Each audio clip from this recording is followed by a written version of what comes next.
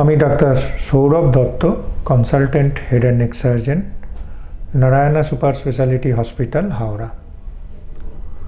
Parotid gland আমাদের মুখ্য লালাগ্রন্থি, মানে এটার থেকে লালার সিক্রেশন হয়।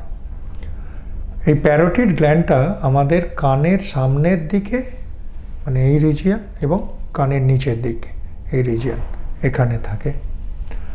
প্যারোটিড গ্ল্যান্ডে কোনো সোয়েলিং হলে বা নিওপ্লাজম হলে, দ্যাট মিনস সেটা বিনাইনও হতে পারে, মানে ক্যান্সারের ছাড়াও হতে পারে, আবার ক্যান্সারও হতে পারে। বেশিরভাগ প্যারোটিড সোয়েলিংই কিন্তু ক্যান্সার নয়, বিনাইন, বাট এই অংশে সোয়েলিং ক্যান্সারও হতে পারে। তাই প্রপার এভালুয়েশন দরকার। সেটা কি না, জেনারেলি আমরা এফএনএসি করি, ছুঁচফুটিয়ে টেস্ট, এবং সেটা প্রেফারেবলি যদি আমরা আল্ট্রাসাউন্ডের দ্বারা দেখে নিয়ে ছুঁচফুটিয়ে টেস্ট করি সেটা আরও ভালো। তারপর অ্যাকর্ডিংলি ইমেজিং লাগে, এমআরআই ইত্যাদি। বেশিরভাগ প্যারোটিড সোয়েলিং, সেটা বিনাইন হোক বা ম্যালিগন্যান্ট, তার ট্রিটমেন্ট হচ্ছে অপারেশন, সার্জারি। এবং এই সার্জারি একটু ট্রিকি সার্জারি, তার কারণ প্যারোটিড গ্ল্যান্ডের ভেতর দিয়ে আমাদের একটি অত্যন্ত গুরুত্বপূর্ণ নার্ভ, যেটাকে আমরা ফেসিয়াল নার্ভ বলি, যেটা আমাদের মুখের মুভমেন্ট, যেটা আমাদের চোখ বন্ধ করতে, গাল ফোলাতে ব্যবহৃত হয়। তো প্যারোটিড সার্জারির সময় যদি কোনোভাবে এটা ড্যামেজ হয়, তাহলে কিন্তু পেশেন্টের উপর অনেকটা ইফেক্ট পড়ে, লাইফস্টাইলের উপর।